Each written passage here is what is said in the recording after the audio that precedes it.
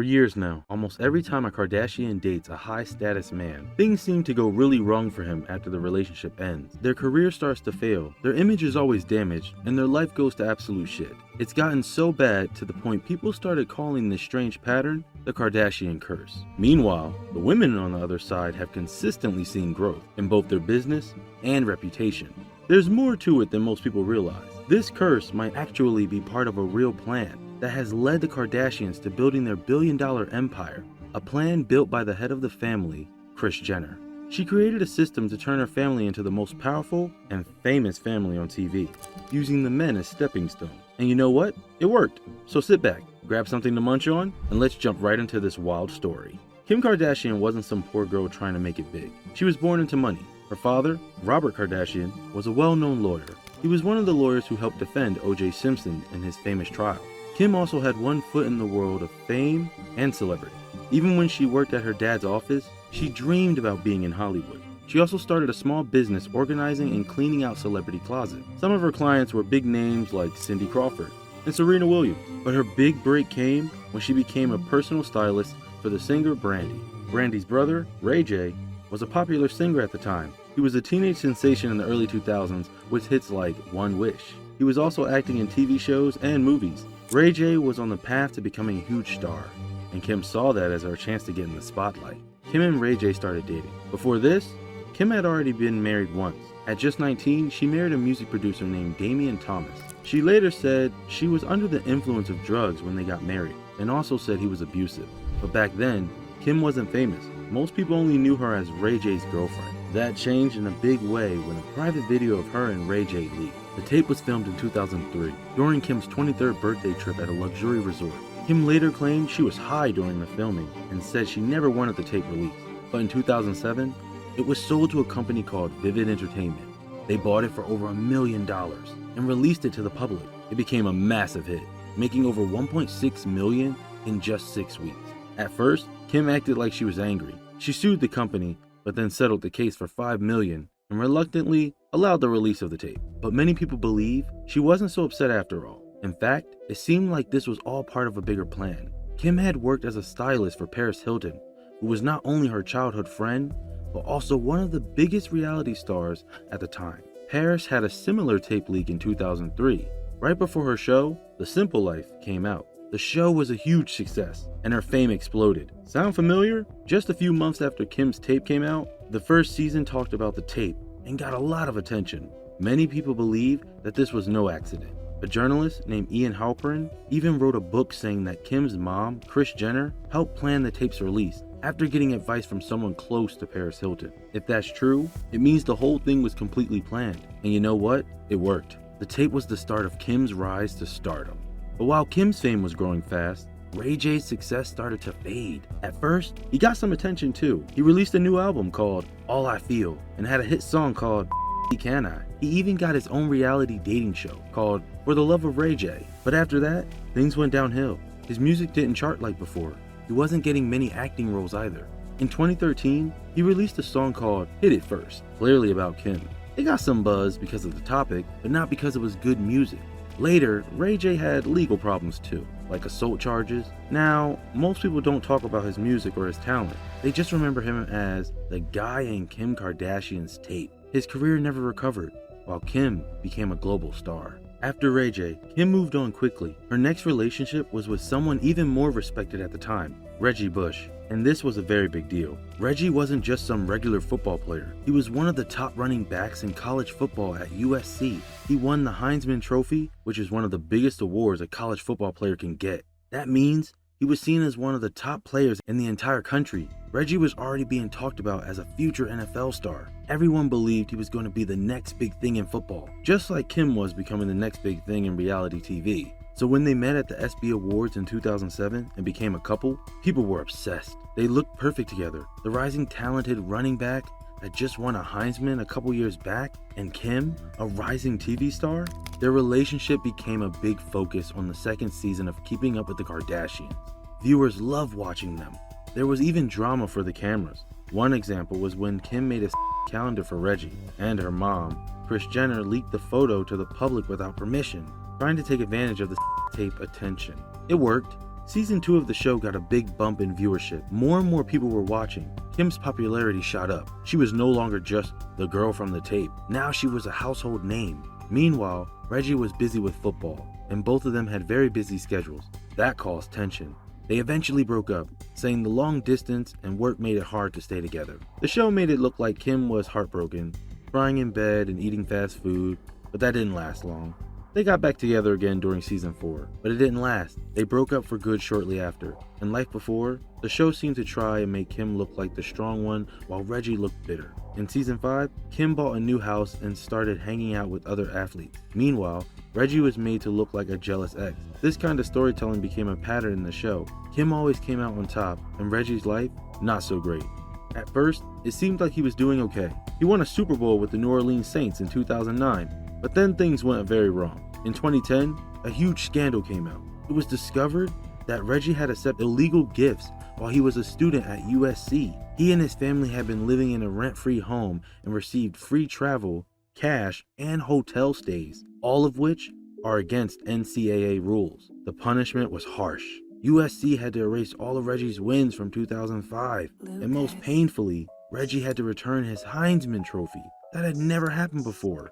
After that, Reggie's image was badly damaged. He went from being a rising football star to someone tied to scandals and regrets. He retired in 2017, and even though he had a long career, most people now call him one of the most overhyped players in NFL history. And Kim? She had no problem moving on.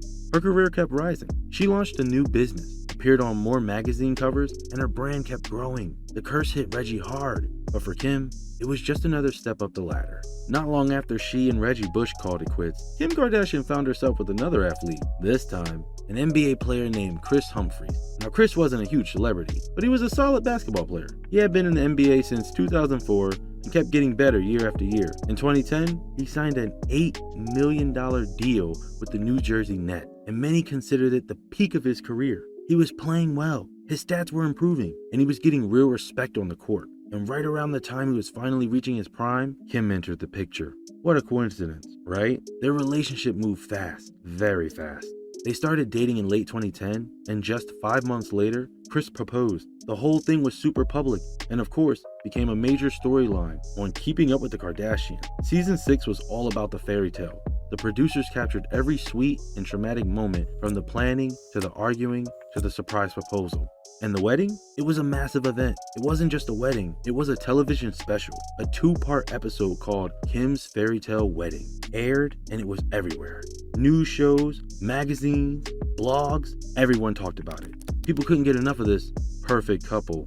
But here's the thing, Kris Humphries seemed to be truly in love. He acted like he wanted a real marriage. But for Kim, it felt more like a publicity opportunity. At least, that's what it looked like. Just before the wedding, she released a limited edition fragrance called Kim Kardashian Love, and it was promoted as the official wedding perfume. The whole event seemed more like a business move than a love story. Fancy wedding episodes always bring in tons of viewers, and this one did exactly that. Then, just 72 days later, Kim filed for divorce. She cited irreconcilable differences, but never gave a clear reason. People immediately suspected the whole thing was fake, just for the cameras. Even Kim's former publicist said it was staged. And Kris, he was crushed. 2 months after Kim filed for divorce, he asked the court for an annulment, which is different from a divorce. An annulment basically means the marriage never legally happened. That's how strongly he felt he had been tricked. He didn't want any part of being tied to Kim in public records. As usual, the show did not paint Kris in a good light. They used edited clips to make him look like the bad guy. He came off as jealous, rude, and even kind of dumb.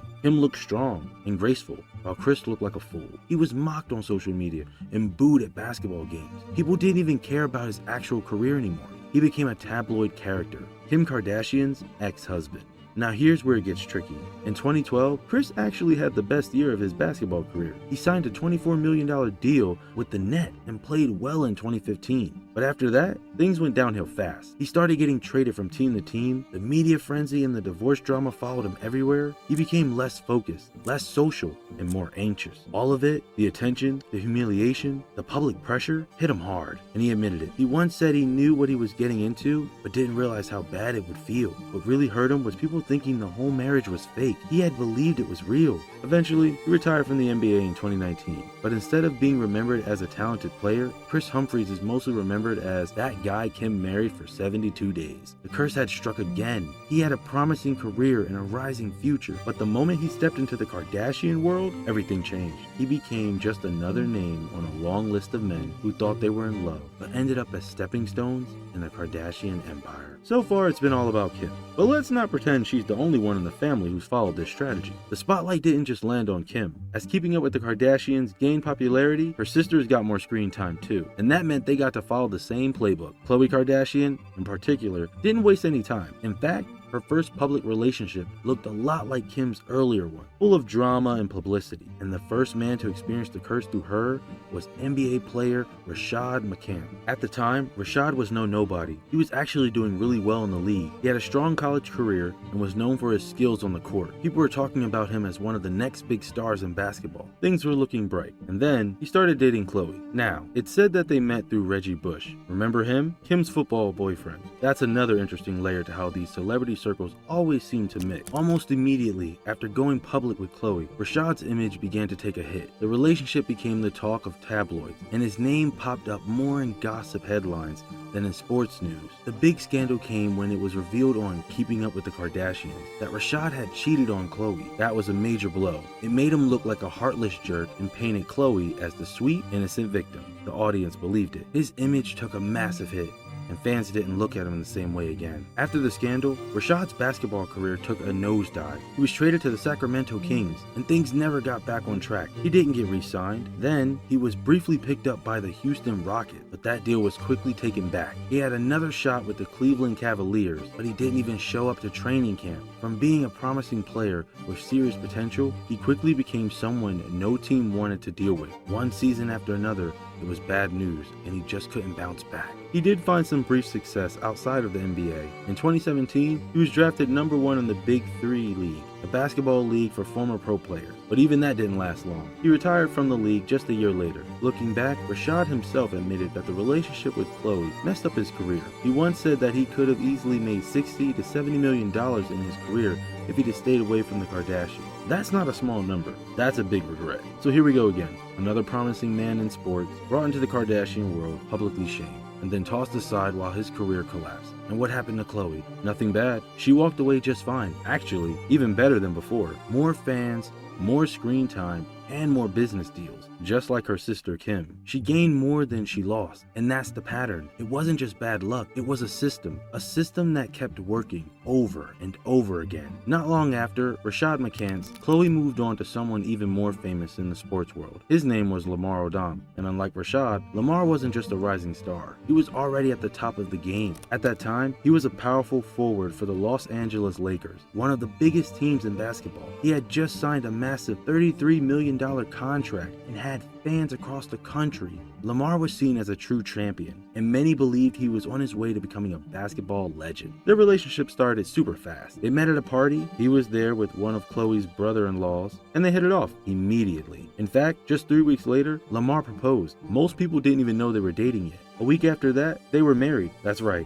from strangers to husband and wife in less than a month. It sounds wild, but for reality TV, it was gold. Their wedding was a huge deal. It aired on Keeping Up with the Kardashians during season 4, and it brought in over 3 million viewers, making it the highest rated premiere for the show at the time. Viewers couldn't get enough. Paparazzi were constantly chasing them. Fans loved them together. Some even called them a power couple. A perfect mix of sports and celebrity. And most importantly, it made Khloe even more famous. She went from being the funny sister to a household name in her own right. Not long after, they capitalized on all the attention by launching a unisex fragrance called Unbreakable. And they even got their own spin-off reality show, Khloe and Lamar. That show focused entirely on their marriage and gave fans an inside look at their life. The ratings were strong, and the money kept rolling in. And for a while, Lamar's career actually got better too. He helped the Lakers win back-to-back championships and even became the first Lakers player to win the NBA Sixth Man of the Year award. But sadly, all the pressure, fame, and constant cameras caught up with them. Things started going downhill and fast. Lamar couldn't handle the spotlight anymore. Being followed everywhere, dealing with public fights, filming almost all of his personal life, it just became too much. After 2 seasons, they had to cancel their spin-off show so Lamar could focus on basketball again. But by that point, it was already too late. Lamar was traded to the Dallas Mavericks in a big money deal, but it didn't just work out. He kept getting benched. He didn't play well. The team eventually dropped him. He had a short time with the LA Clippers, but his performance completely tanked. Being traded from the Lakers basically ended his career. He never got close to his past level of greatness again. What's worse is that he was secretly struggling with a serious drug addiction the whole time, something even Khloe didn't know about at first. Khloe tried to help. She begged him to go to rehab. She even hired private investigators to keep an eye on him and protect him from bad influences, but it didn't work. In 2013, Lamar got arrested for driving under the influence, DUI. He refused to take drug tests and had to do probation and alcohol program. The addiction started affecting their marriage badly. Rumors swirled, and eventually, Khloe had to file for divorce. She even legally removed his last name from hers. Lamar didn't want to let go. He kept delaying the divorce. It became a toxic relationship. The show showed some of it, but it was even worse off camera. He continued using drugs heavily and reached a true rock bottom in October 2015. He was found unconscious in a Nevada brothel after a multi-day binge that involved drugs, alcohol, and reportedly Viagra-like pills. It was terrifying. He had multiple strokes, heart attacks, and kidney failure. He was in a coma and doctors weren't sure if he'd survive. Miraculously, he did. Khloe paused the divorce to be by his side, not to get back together, but to help him recover. Once he was stable, the divorce was finalized, but his basketball career was completely over. Lamar had all the talent in the world, and he was once expected to be a Hall of Famer, but he retired early, and his story became one of the biggest, what could have been, tales in the sport. Khloe, on the other hand, came out of the relationship stronger.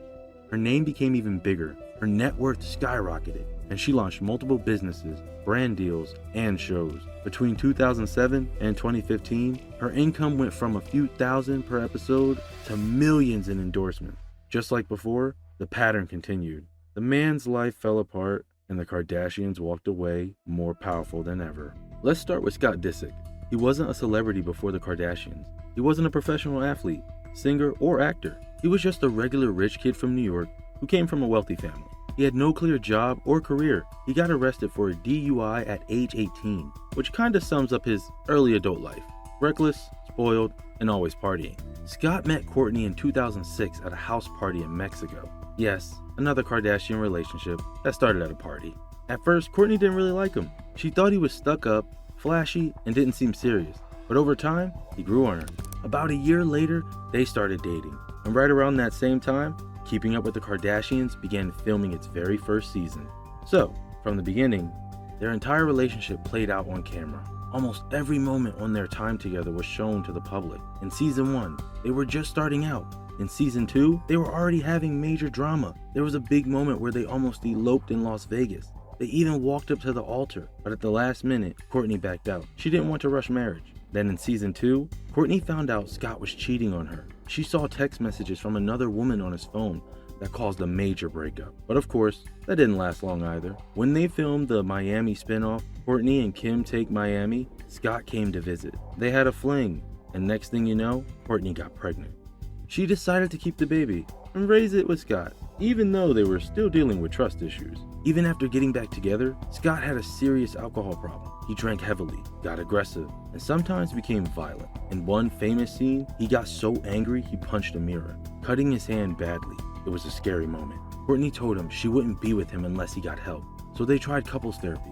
Things seemed better for a while, and they announced they were officially back together during the New York spinoff, Kourtney and Kim Take New York. That episode got over 3 million viewers. Scott became the guy fans love to hate. Even though he was a mess, people thought he was entertaining. He was always making dramatic speeches, arguing with the family, or acting ridiculous. And that brought in huge viewership. The more chaotic things got, and the more people tuned in, the more money the Kardashians made. By season 5, Kourtney was earning $100,000 per episode and making millions more from spinoffs and sponsorships. So even though their relationship was toxic, it was also a financial gold mine. Scott wanted to marry Kourtney, but she didn't want to. They had 2 more children, Penelope and Rain, but never actually tied the knot. Kourtney always said she didn't want to marry someone with addiction issues, and she never fully trusted him.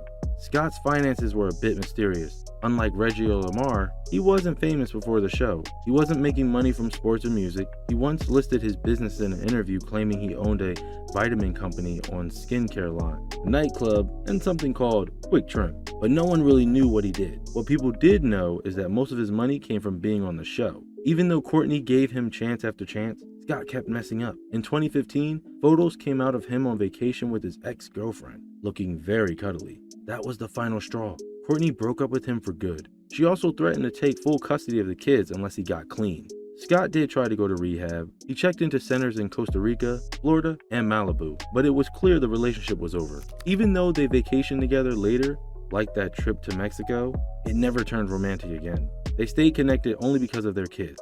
But here's the twist. Scott wasn't like the others. He didn't completely vanish after the breakup. He wasn't removed from the show or made to look like an outsider. He remained a regular character on KUWTK, mostly because he was the father of Kourtney's children. He was still funny, still dramatic, and still had fans who liked watching him spiral.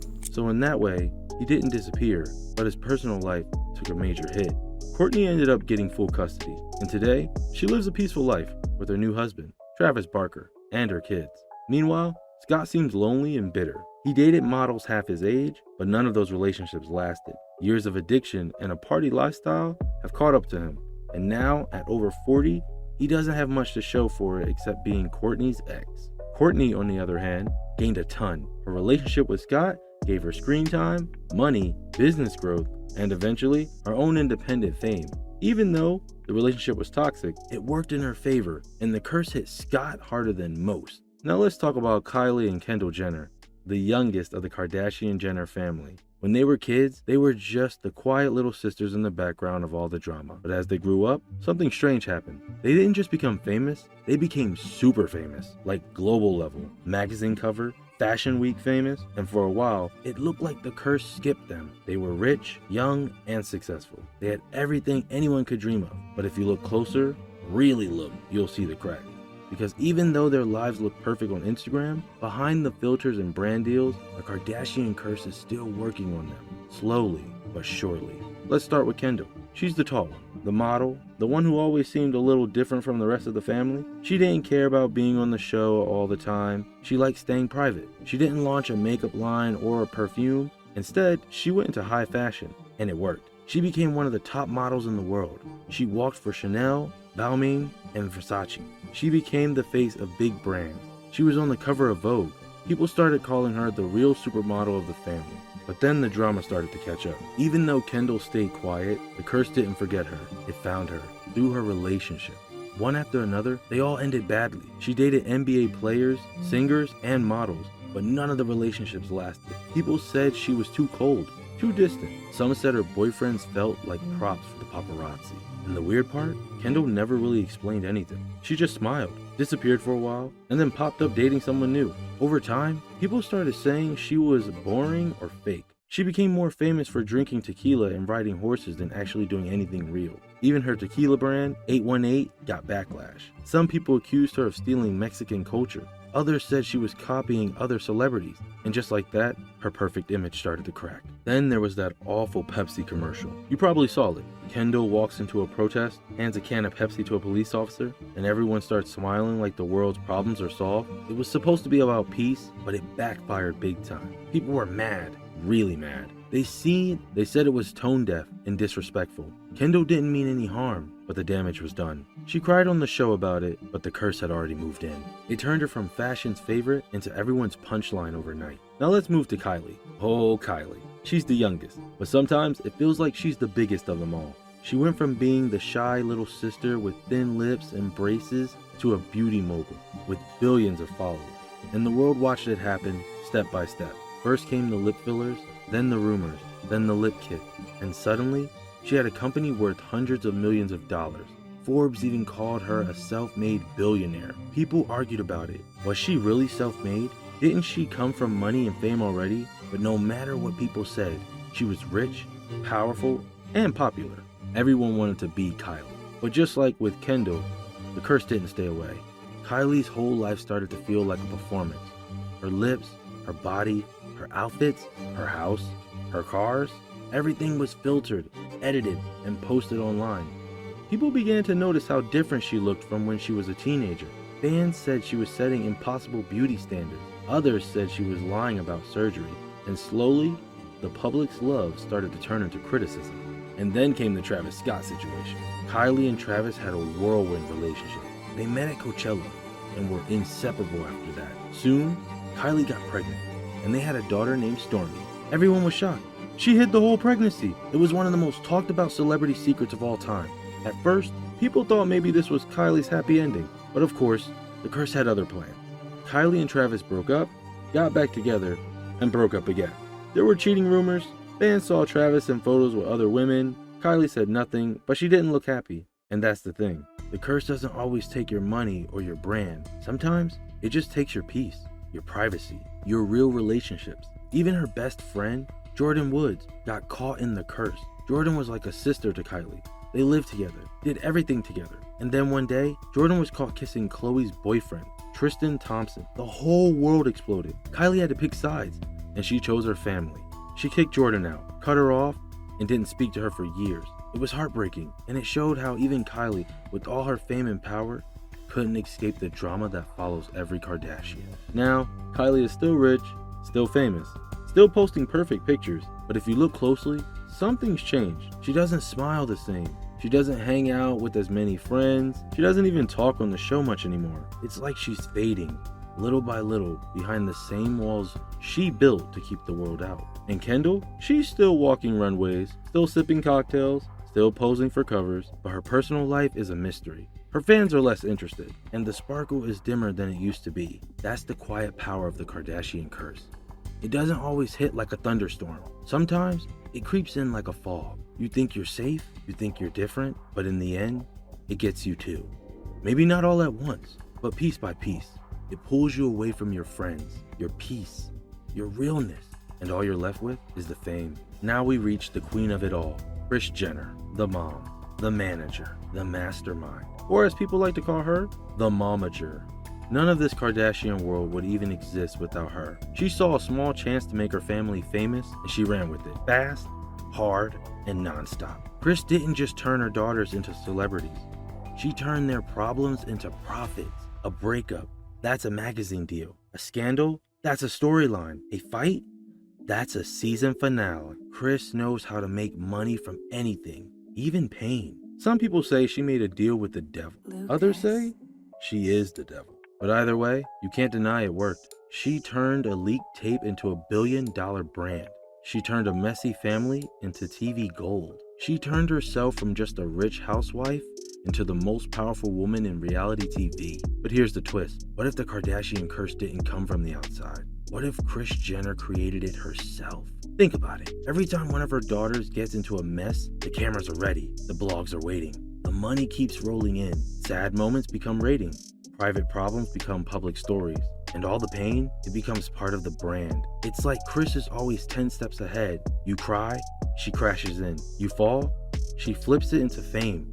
And maybe that's the real curse. Not some spooky magic, not some old family secret, just a mother who turned her children into a business. It never stopped. Because how do you live a normal life when your entire world is scheduled? How do you have real love when your relationship is also a TV plot?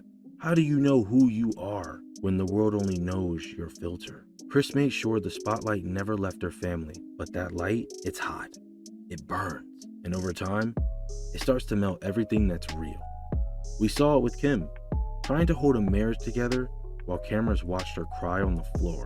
We saw it with Khloe, watching her trust get broken again and again right in front of the world. We saw it with Kourtney, fighting to protect her peace, but also being dragged back into the drama. And even Kendall and Kylie, quiet or flashy, it didn't matter. The curse caught up, the pressure got heavy, and the cracks started to show. All while Kris kept the empire running, smiling through every storm. But even Kris hasn't escaped completely. Her own marriage to Caitlyn Jenner fell apart, and the world watched every second. It wasn't just a breakup, it was headlines, interviews, documentaries. The whole thing was so public it hurt. Kris had to manage the business, the family, and her own pain, all while pretending to have it together. Still, she booked deals and made sure every brand stayed shiny. But behind the pearls and the blazers, even Kris looked tired, because no one can play puppet master forever. Sooner or later, the strings tangle, the show gets messy, and the audience starts to leave. And that's where the curse really shows up, because now things are different. The ratings are dropping. The scandals aren't shocking anymore. People aren't buying what they used to. Even fans are tired. They've seen too much, heard too much. They're not impressed by another breakup, or a new baby, or another makeup launch. It's all been done. And the magic, the thing that once made the Kardashians untouchable, is starting to fade. The sisters barely film together. They fight more than ever. And the fame, it feels heavy now. Not fun, not new, just exhausting. The curse didn't crash in all at once. It crept in slowly, like a shadow behind the success. And now it's everywhere. Kourtney keeps her distance. Khloe cries in secret. Kim still runs things, but even she looks like she's searching for something real. Kendall and Kylie try to stay above the drama, but they've built walls so high that even their fans feel locked out. And Kris, she's still holding it all together. Still smiling, still making money. But you can't help but wonder, does she ever feel guilty? Does she look at her family, the fights, the breakups, the loneliness, and think, was it worth it? Because maybe the Kardashian curse isn't something that just happened to them. Maybe it's something they chose. Fame over family, money over memories, spotlight over silence. And once you make that choice, you can't go back. You become the brand. You live in the filter, even when your heart's breaking. And that's the real curse.